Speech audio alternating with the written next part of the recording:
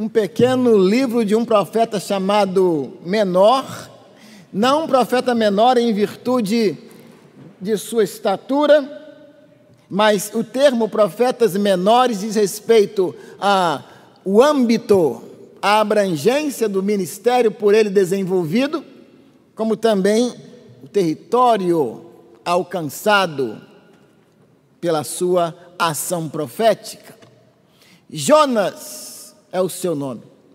Nesta manhã iniciamos uma série de reflexões nos 4 capítulos deste livro.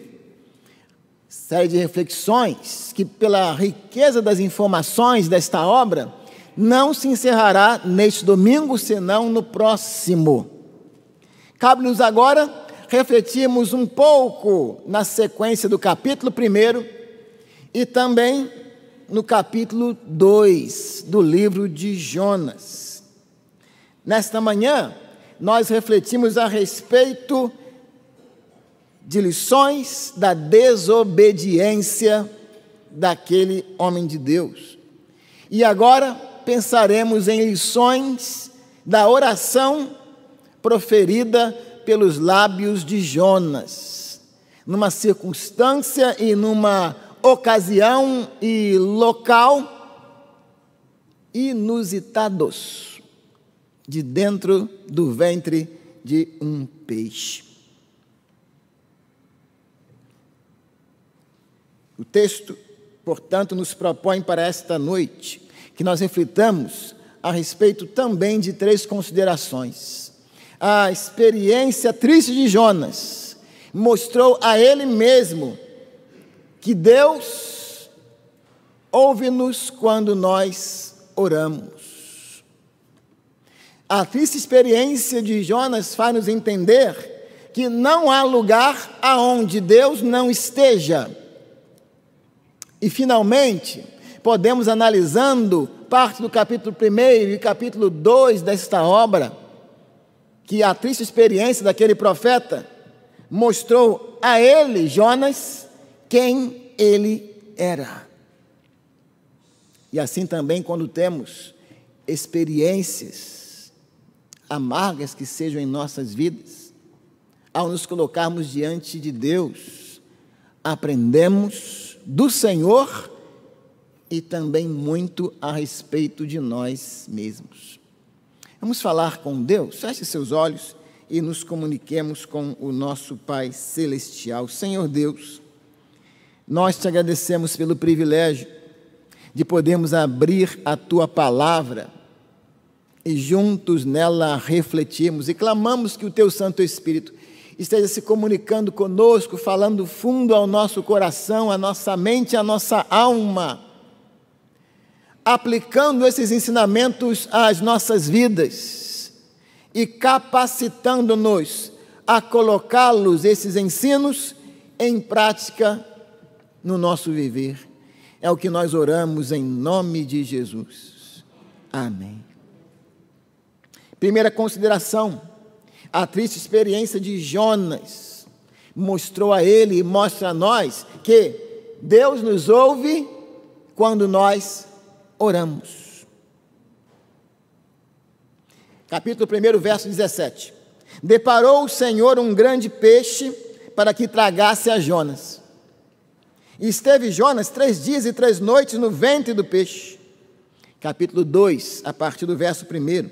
Então Jonas, do ventre do peixe, orou ao Senhor seu Deus e disse: na minha angústia clamei ao Senhor, e ele me respondeu.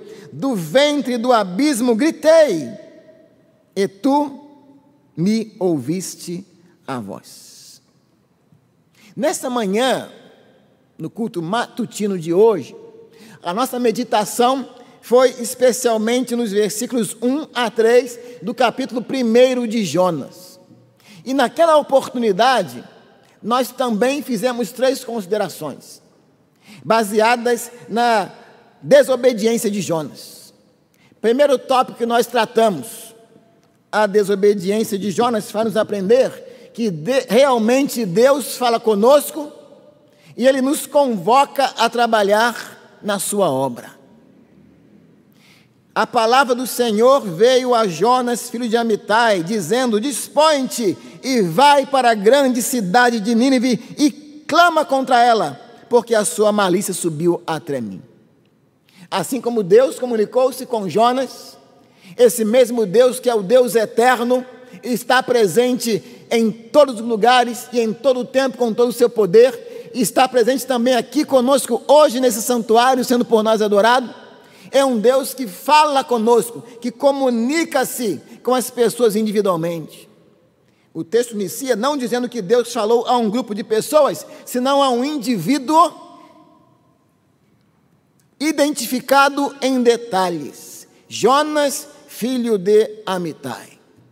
Assim também nós servimos e adoramos a um Deus que gosta de comunicar-se, gosta de falar, e Ele fala com você, comigo, fala conosco.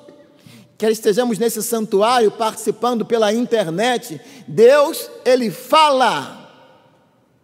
E não há palavras tão importantes e valiosas às quais devemos atentar quanto as palavras de Deus. Porque são palavras que não são válidas somente para esse mundo presente, mas são palavras que são válidas para toda a eternidade. E podem fazer sábios para a salvação aqueles que atentarem para essas palavras. Então que nós estejamos atentos àquilo que Deus fala conosco hoje, pois Deus realmente se comunica. E é um Deus que convoca pessoas para o trabalho.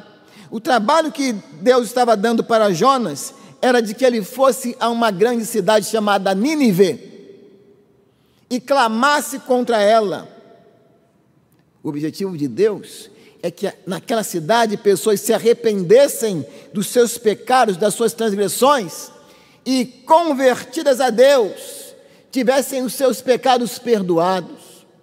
E podemos afirmar com certeza que este continua sendo o objetivo do Senhor, cada vez que a sua voz é emitida, cada vez que a sua palavra é proferida. Deseja o Senhor que pessoas ouçam o que Ele diz e que sejam convertidas por Ele e para Ele. Como nós acabamos de entoar, dá o teu coração para Jesus. Já chega de hesitação, já chega de oposição, busca em Cristo o perdão e dá-lhe o teu coração. Não somente temos um Deus que realmente fala conosco, e um Deus que nos chama a trabalhar em sua obra, mas vimos nesta manhã que até com a desobediência de um servo de Deus e a nossa própria, nós percebemos que apesar de vivermos na presença de um Deus que fala, às vezes, este Deus fala o que nós não queremos ouvir.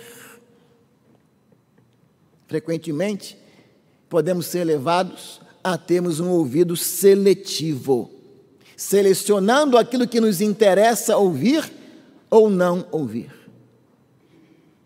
Inclusive nas próprias palavras proferidas por Deus. Finalmente, nós meditamos nesta manhã que aprendemos com a desobediência de Jonas, que ao desobedecermos a Deus, Satanás providencia facilidades para que esse caminho de desobediência se torne mais tranquilo de caminhar-se nele. Há interesse no inimigo de nossas almas, em que nós desobedeçamos a Deus. A palavra Satanás significa adversário. Adversário primeiramente de Deus, mas como é impossível para que ele meça forças com Deus em igualdade para atingir a Deus, ele ataca as criaturas que mais Deus ama, que somos nós, os seres humanos. Porque ele sabe muito bem que ferindo a humanidade criada à imagem e semelhança de Deus, que Deus ama, ele fere o coração de Deus.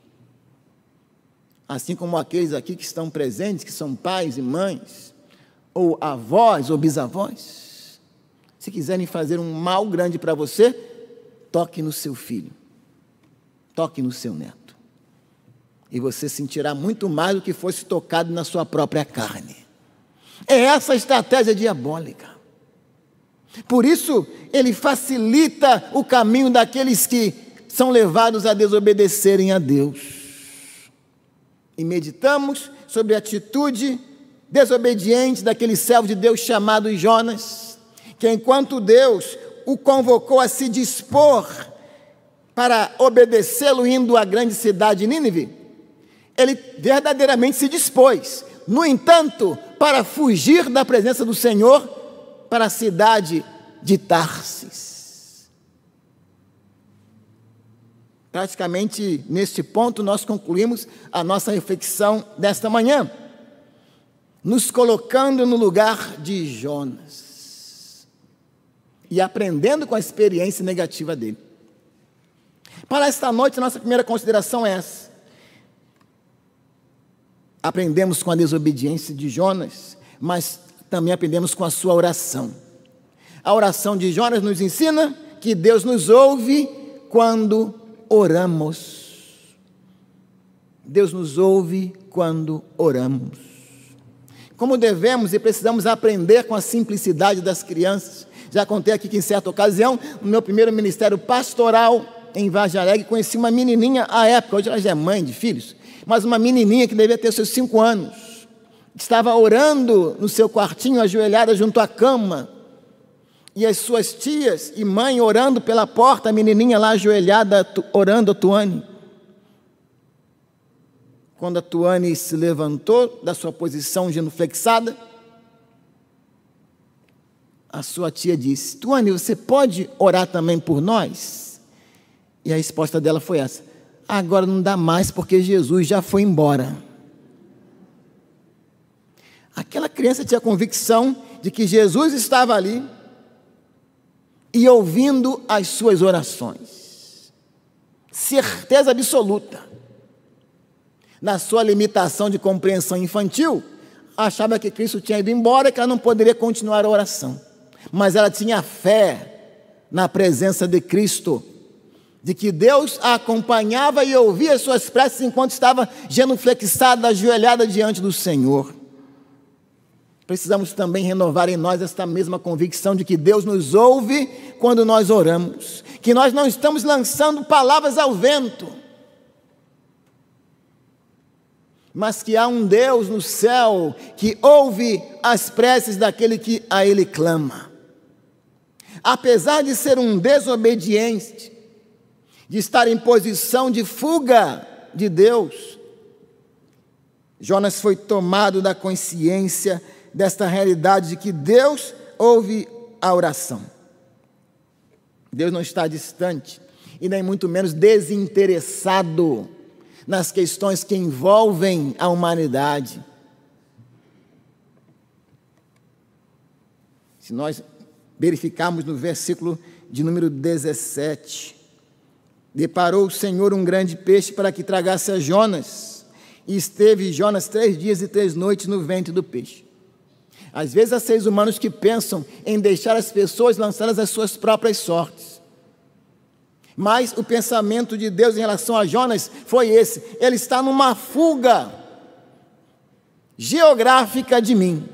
Enviei-o a Tarsis, ele fugiu, enviei-o a Nínive e ele fugiu para o lado oposto, para Tarsis. Ele está numa fuga espiritual de mim. Fugiu da presença do Senhor, para longe da presença do Senhor. No entanto, eu ainda me interesso nele. Eu ainda me interesso nele. E ajo para que seja resgatado ou resgatada. Você que está conosco aqui presente nesse santuário, ou participando conosco virtualmente, que talvez até imagine que Deus já desistiu de você, porque há pessoas humanas que podem já ter desistido de você. Você que imagina que os seus atos de desobediência são praticamente imperdoáveis. A realidade é que as Escrituras nos apresentam um Deus que ouve e atende às nossas orações, interessado em nós, mesmo quando nós somos desobedientes, que quer nos chamar de volta para si mesmo. Quando nós pensamos que Deus ouve as orações, até daqueles que em desobediência sofrem as consequências. No Evangelho de acordo com Mateus, no capítulo 7, um texto por demais conhecido, que são os versículos 13 e 14 desse capítulo, afirma o texto das Escrituras Sagradas: entrai pela porta estreita, larga é a porta, espaçoso o caminho que conduz para a perdição, e são muitos os que entram por ela, porque estreita é a porta e apertado o caminho que conduz para a vida, e são poucos os que acertam com ela. Entrar pela porta larga e o caminho espaçoso é dirigir os seus passos para a perdição. Foi assim com Jonas. O caminho de ir pregar aos ninivitas, uma nação rebelde, uma nação maliciosa, uma nação ímpia, que com a sua impiedade e crueldade agia rudemente para com os adversários que eram prisioneiros. Essa nação que estava planejando conquistar o mundo. A Síria, o Império Assírio, que teria como capital, dentro de poucos anos, a própria cidade de Nínive. Toda essa pressão e possibilidade de invasão sobre a nação de Israel fazia com que não somente Jonas temesse, mas também com que tivesse uma profunda ação negativa para com os ninivitas, ao ponto de não querer nem pregar-lhes a palavra de Deus, para que aqueles arrependidos fossem perdoados. Estava caminhando por um caminho largo da perdição. E nós vimos as sucessivas quedas de Jonas, descendo da cidade de Amate, indo até a cidade portuária de Jope, em Jope descendo para o barco, e naquela embarcação nós lemos que ele desceu mais e chegou até ao ponto de estar no porão daquele navio, e depois viria a ser lançado para dentro do mar, engolido pelo grande peixe, que o levaria mais para o fundo ainda. Quando nós andamos pelo caminho largo, espaçoso, os nossos pés são conduzidos para a perdição, e vamos de queda em queda. A Bíblia diz que um abismo chama outro abismo, ao ponto de a pessoa chegar a uma situação que nem sabe como chegou ali, porque as quedas foram sucessivas, como foi também em relação a Jonas. Mas apesar disso, dessa situação que se encontrava o profeta, ainda era tomado de talvez um dos piores momentos na vida de alguém, que é quando uma pessoa se torna insensível. Insensível.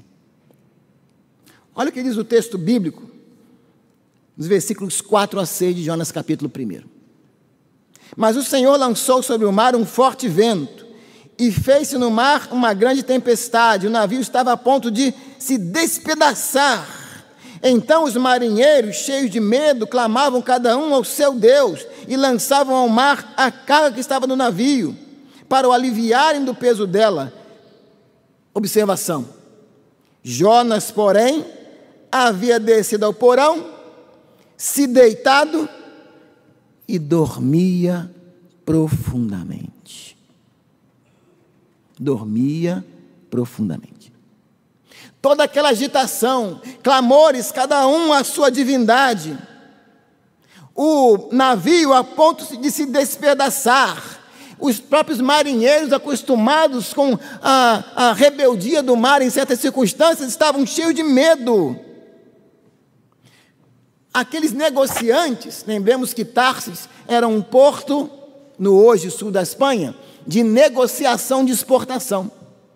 Então as pessoas iam parando nos portos, compravam, adquiriam produtos e voltavam para Tarsis para negociar lá.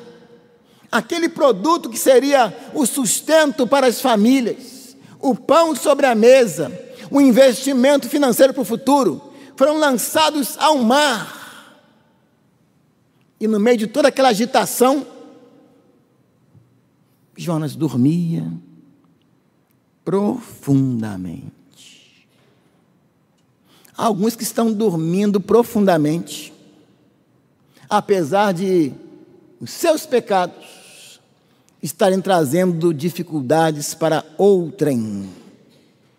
Porque uma realidade é que os outros sofrem consequências quando nós transgredimos. Lançavam ao mar a carga que estava no navio.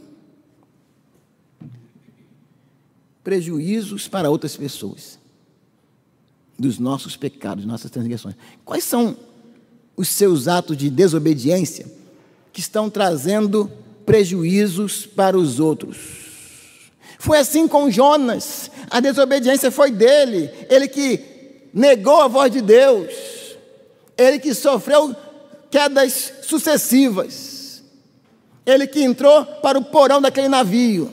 Ele que estava insensível. Mas os outros que estavam no mesmo barco que ele sofriam profundamente. A sua desobediência, meu irmão, a sua desobediência, minha irmã, traz consequências para os outros.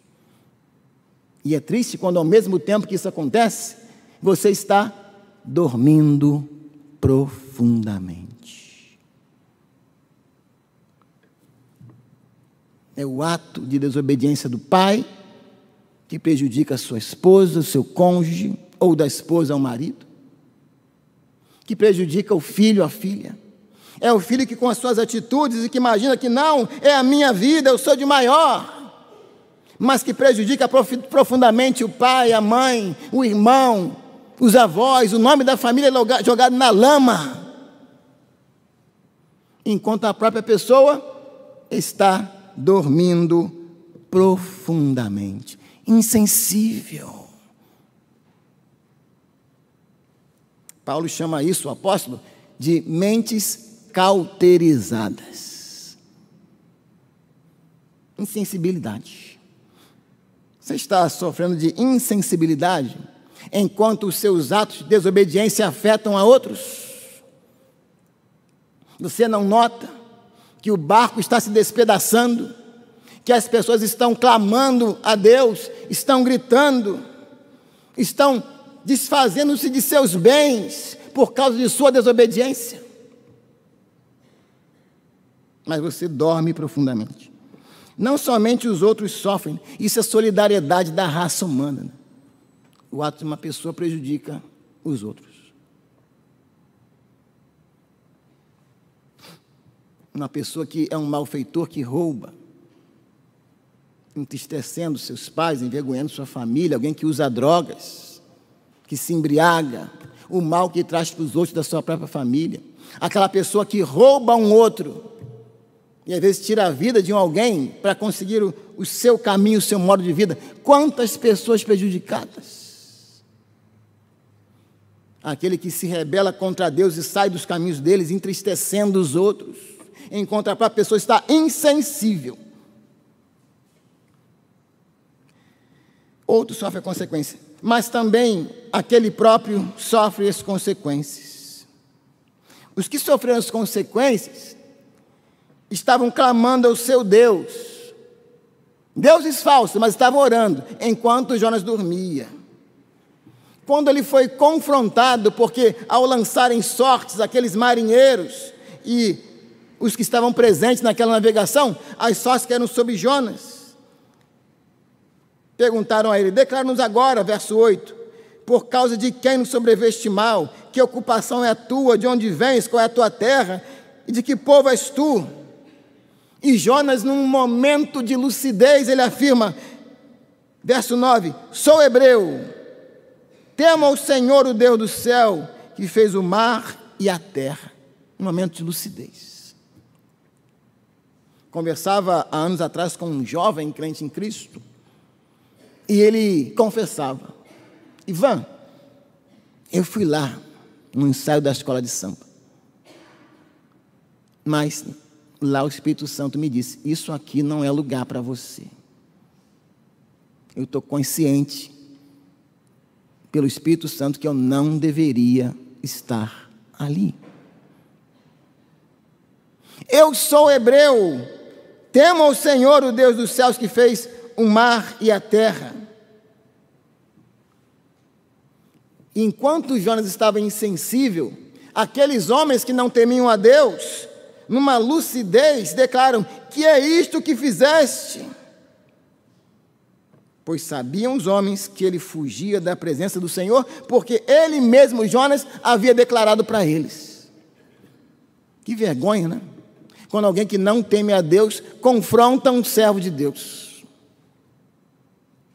Mas você não é da igreja e está fazendo isso? Vou contar para o seu pastor, hein? Fala alguns em termos de zombaria, né? Insensível. No verso 11, disseram-lhe, que te faremos para que o mar se nos acalme? Porque o mar se ia tornando cada vez mais tempestuoso. E olha a resposta de Jonas no verso 12. Respondeu-lhes, tomai-me e lançai-me ao mar, e o mar se aquietará, porque eu sei que por minha causa vos sobreveio esta grande tempestade. Jonas estava consciente de que ele era a causa de todo aquele mal, trazendo prejuízo para as pessoas. Mas ao invés de ele pensar em mudar de vida, para mim não tem mais jeito, eu vou beneficiar vocês, minha vida não tem valor algum, lancem-me ao mar, lancem-me ao mar.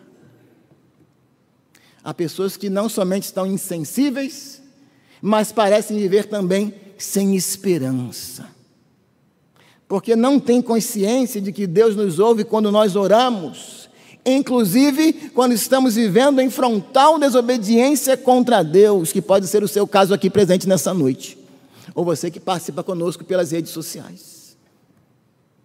Deus nos ouve quando oramos, mas o pensamento de Jonas é esse, para mim não tem mais jeito, eu vou beneficiar a vocês, eu estou prejudicando vocês, o problema sou eu, lancem-me ao mar. Mais uma queda de Jonas.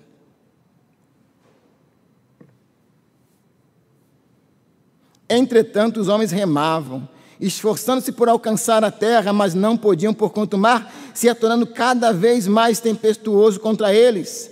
Então clamaram ao Senhor e disseram, Senhor, rogamos-te que não pereçamos por causa da vida deste homem, e não faças cair sobre nós este sangue, quanto a nós, inocente, porque tu, Senhor, fizeste como te aprouve. Aqueles próprios homens ímpios deixam de clamar os seus deuses e clamam ao Senhor com letras garrafais, maiúsculas, era o nome de Yahvé. Deixam de clamar as suas divindades e clamam ao Senhor de Jonas. Não devemos nós ser prejudicados por causa dele, que é o teu servo. Finalmente, como Jonas não tomava nenhuma posição, eles levantaram a Jonas, verso 15, e lançaram ao mar. E aí o mar cessou da sua fúria. O culpado era Jonas mesmo.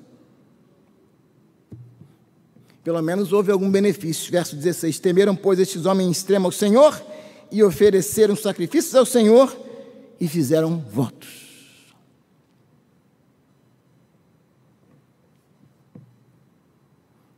Mas aí entra o Deus que providencia a solução e que vai buscar aquele que está perdido. Aliás, a Bíblia é toda uma história de Deus buscando ao perdido pecador.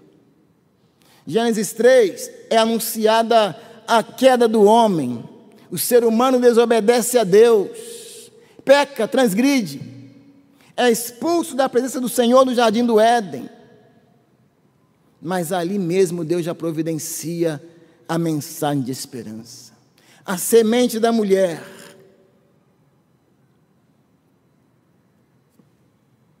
esmagará a cabeça da serpente. Aquele que viria nascido de uma mulher, Jesus, o Cristo, Filho de Deus, seria vitorioso finalmente sobre o diabo, sobre Satanás. Lá em Gênesis 3. E toda a história da Bíblia vai seguindo nesse caminho do Deus que ama o pecador e que quer resgatá-lo, trazê-lo de volta para si. Jonas 1,17, deparou o Senhor um grande peixe para que tragasse a Jonas. E esteve Jonas 3 dias e 3 noites no ventre do peixe. E então, verso 1 do capítulo 2, do ventre do peixe orou ao Senhor seu Deus. A Bíblia nos informa que nós o amamos porque Ele nos amou primeiro. Jonas orou como consequência, como uma resposta do ato de Deus de vir em sua direção. Interessante que no cristianismo iniciante, uma das marcas de que alguém era um cristão, no momento de perseguição, era feito em que praticamente um semicírculo era feito por um cristão na terra e o outro completava do outro lado, formando um peixe. E a palavra para peixe, ictus, nas suas iniciais, vão dar o termo Jesus Cristo, Filho de Deus. Símbolo da fé cristã. Deus envia um peixe, um grande peixe, que absorve, que engole a Jonas. E lá dentro ele ora, ele clama a Deus. Ele orou ao Senhor seu Deus.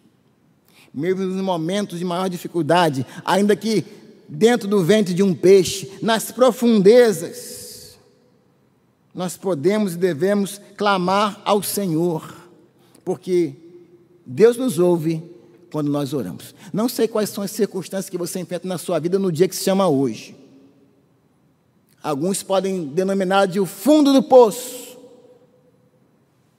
financeiro, moral, espiritual. Mas aonde quer que você se encontre, nós servimos e adoramos um Deus que é onipresente, que está presente em todos os lugares. E aí nós vamos à reflexão do ponto seguinte: não há lugar aonde Deus não esteja. A oração de Jonas nos faz também concluir isso. Não há lugar onde Deus não esteja. Deus estava em Gat-Hefer quando chamou a Jonas: vai, dispõe-te à grande cidade de Nínive. Mas Deus também estava dentro daquela embarcação e usou até pessoas ímpias para falar com Jonas.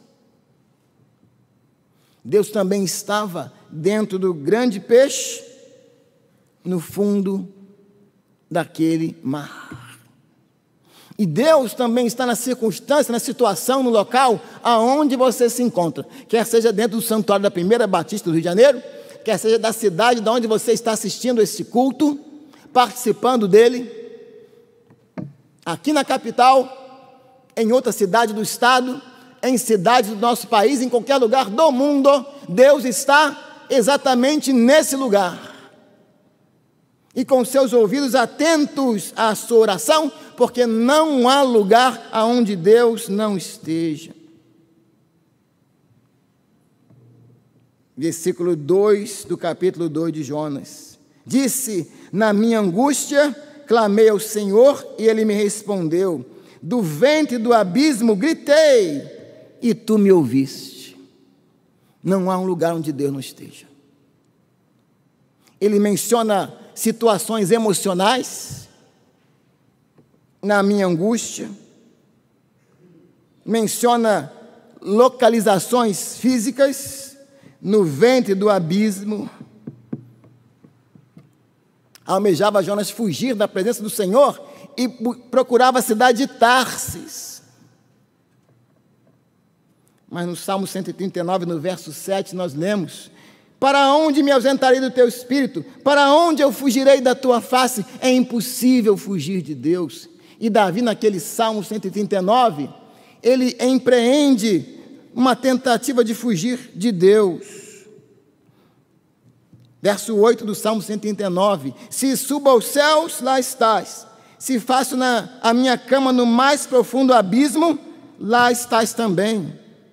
Se tomo as asas da alvorada e me detenho nos confins dos mares, ainda lá me haverá de guiar a tua mão e a tua destra me susterá. Se eu digo, as trevas com efeito me encobrirão e a luz ao redor de mim se fará noite, até as próprias trevas não te serão escuras. As trevas e a luz são a mesma coisa para ti. Não há lugar onde Deus não esteja, concluiu o servo de Deus, Jonas. E é a mesma conclusão que eu devo chegar e você também, que nós devemos chegar. Não há qualquer lugar no mundo onde o Senhor não esteja. Então nós não podemos, devemos fugir da presença dEle. Porque Deus está na altura, Deus está na profundidade, Deus está na distância lateral, Deus está até nas trevas, com o seu juízo, e Deus está também dentro do ventre do peixe. Deus está presente em todo tempo, em todo lugar, com todo o seu poder, com toda a sua autoridade. É impossível fugirmos da presença de Deus. Então, qual deve ser a nossa atitude? Deve ser a atitude de Davi, na primeira leitura do culto desta noite. Salmo 139, versos 23 e 24. Sonda-me, ó Deus, e conhece-me. Conhece meu coração, prova meus pensamentos, vê se há em mim algum caminho mau e guia-me pelo caminho eterno. Se não podemos fugir de Deus, que fujamos para Deus, na direção de Deus. Voltamos ao hino que nós entoamos há pouco. Já chega de hesitação, já chega de oposição. Encontra em Cristo perdão e dá-lhe o teu coração. Recebeu, por meio dessa oração, que não há lugar onde Deus não esteja, o servo de Deus chamado Jonas. E, finalmente, uma conclusão a que Jonas chegou e que nós também devemos chegar, é que orando, ele conscientizou-se diante de Deus quem ele mesmo era. Verso de número 4. Lançado estou de diante dos teus olhos. Tornarei porventura a ver o teu santo templo. As águas me cercaram até a alma, o abismo me rodeou. As águas se enrolaram na minha cabeça, desci até os fundamentos dos montes, desci à terra, cujos ferrolhos se corroeram sobre mim para sempre. Contudo, fizeste subir da sepultura a minha vida, ó Senhor, meu Deus. Conscientizou-se o servo de Deus Jonas, de acordo com o versículo 7, que a sua alma estava desfalecida. Quanto dentro de mim desfalecia a minha alma, eu me lembrei do Senhor. E subiu a ti a minha oração no teu santo templo. Os que se entregam à idolatria vã, abandonam aquele que lhes é misericordioso. Mas a voz, ou com a voz do agradecimento, eu te oferecerei sacrifício, o que votei, pagarei, ao Senhor pertence a salvação. Reconhecimento de quem ele era. Estou perdido, estou afundando.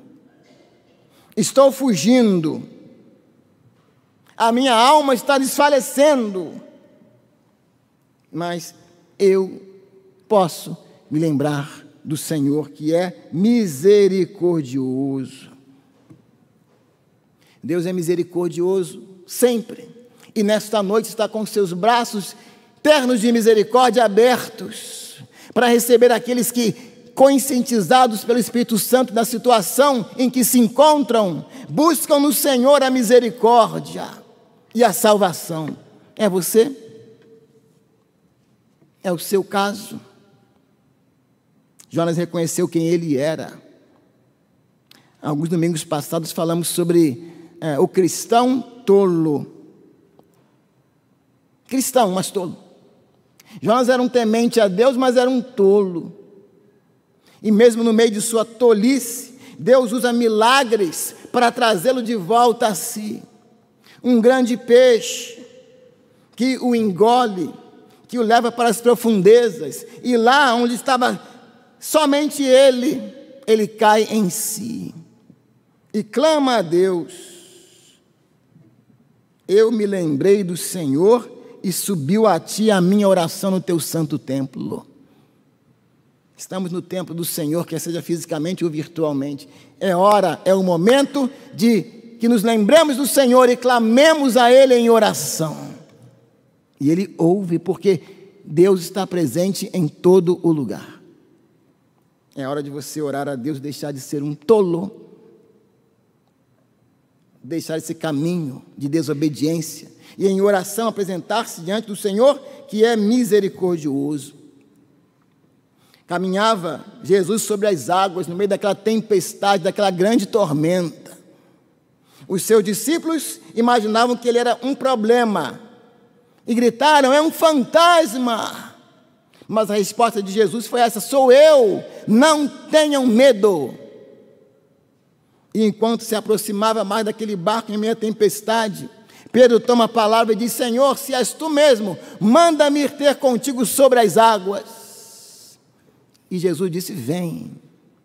E ele começou à semelhança de Jesus, dar passos firmes sobre as águas. Mas ao perceber o mar revolto e o vento que era contrário, e ao olhar para os lados, ao invés de olhar para Jesus, começou a afundar. Salva-me, Jesus! E a Bíblia nos informa que Jesus estendeu-lhe a mão e, tomando-o pela mão, colocou-o de volta ao barco, clamando pela salvação enquanto afundamos. E lembramos que Pedro era um servo de Deus, era um seguidor de Jesus, mas estava afundando no meio das adversidades da vida, no meio da sua falta de confiança no Senhor. Estava afundando. Mas o Senhor tomou-o pela mão à medida que ele clamou. E hoje você pode e deve clamar na confiança de que o Senhor vai estender-lhe a mão no meio das tempestades da vida e colocá-la de novo em uma situação de segurança, à medida que você compreende, reconhece quem você é e a sua necessidade, à semelhança do que aconteceu com Jonas. Quando dentro de mim desfalecia a minha alma, eu me lembrei do Senhor e subiu a ti a minha oração no teu santo templo. É o dia de você lembrar-se do Senhor, que na verdade nunca saiu do seu lado, só aguardava a sua mão estendida para a mão dele que se encontra estendida para você nessa noite. Quer você presente nesse santuário ou em casa ou em qualquer outro lugar, num hospital, num hotel, a mão de Jesus lhe está estendida. Apenas basta que você também estenda a sua, e ele vai tomar-te e tirar-te das profundezas. Reconheça como Jonas quem você é e em que situação você de fato se encontra. E o Senhor vai tomá-lo, vai tomá-la pela mão e vai colocá-la de volta numa posição de segurança. Com a oração de Jonas, nós aprendemos que Deus nos ouve quando nós oramos. Com a oração de Jonas, nós aprendemos que não há lugar onde Deus não esteja. Com a oração de Jonas, aprendemos que quando nós devidamente oramos e clamamos ao Senhor, Ele mesmo nos mostra quem realmente nós somos. Uma triste declaração é essa, né? De que, às vezes, nós só tomamos uma posição quando estamos naufragando na vida. Somente quando as crises vêm, quando as tempestades assolam o nosso barco, quando somos lançados no ventre do grande peixe, lançados para a profundidade, é que muitas vezes nós tomamos uma posição, mas o Senhor está ali com as mãos estendidas. Você vai tomar uma posição ao lado do Senhor hoje? Mestre, o mar se revolta, as ondas nos dão pavor, o céu se reveste de trevas. Não temos um Salvador? Não te incomodas conosco, podes assim dormir, se a cada momento estamos bem perto de submergir. Mas o Senhor afirma: as ondas atendem ao meu mandar, sossegai, sossegai. Convosco estou para vos salvar, sim, sossegai. Nós iremos orar nesse momento e você vai participar dessa oração comigo. E se for o seu desejo apresentar-se diante do Senhor, reconhecendo quem você é e a circunstância em que você se encontra, nesse santuário, pela internet, saiba que o Senhor, que ouve as nossas orações, está presente em todo lugar, está aqui e está também com você aí. Estenda para Ele a sua mão, e o Senhor, que já está com a mão dele estendida para você, irá colocá-la de pé de uma vez, nesse momento que se chama agora. Agora. Quer seja para uma reconciliação com o Senhor, quer seja para uma proximidade maior dele e da sua vontade, quer seja para abrir o seu coração para Cristo e dizer: eu quero a Ti como meu Salvador e Senhor pessoal. Quer seja para uma posição com Ele através do batismo nas águas, você que já é um crente, uma crente.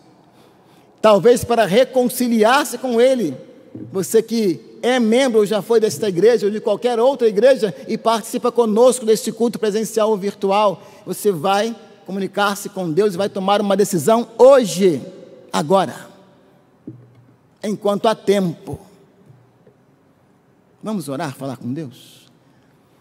Senhor Deus, agradecemos-te pelo privilégio de sermos confrontados pela Tua palavra. Tira de nós toda a insensibilidade, Senhor. Faz-nos sensíveis à Tua voz, às Tuas orientações. Incomoda-nos, Senhor, para que cheguemos no ponto que Tu desejas para a nossa vida.